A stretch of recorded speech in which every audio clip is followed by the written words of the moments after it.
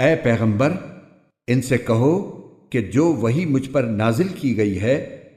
اس میں تو میں کوئی ایسی چیز نہیں پاتا جس کا کھانا کسی کھانے والے کے لیے حرام ہو، الا یہ کہ وہ مردار ہو یا بہتا ہوا خون ہو یا سور کا گوشت ہو، کیونکہ وہ ناپاک ہے، یا جو ایسا گناہ کا جانور ہو جس پر اللہ کے سوا کسی اور کا نام پکارا گیا ہو۔ ہاں،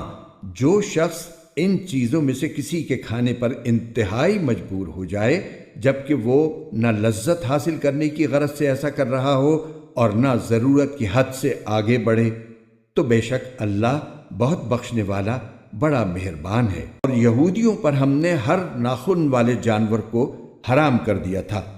اور گائے اور بکری کے اجزاء میں سے ان کی چربیاں ہم نے حرام کی تھیں، البتہ جو چربی ان کی پشت پر یا آنتوں پر لگی ہو یا جو کسی ہڈی سے ملی ہوئی ہو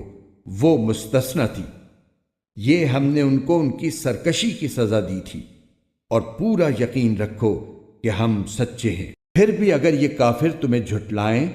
تو کہہ دو کہ تمہارا پروردگار بڑی وسیع رحمت کا مالک ہے، اور اس کے عذاب کو مجرموں سے ٹلایا نہیں جا سکتا۔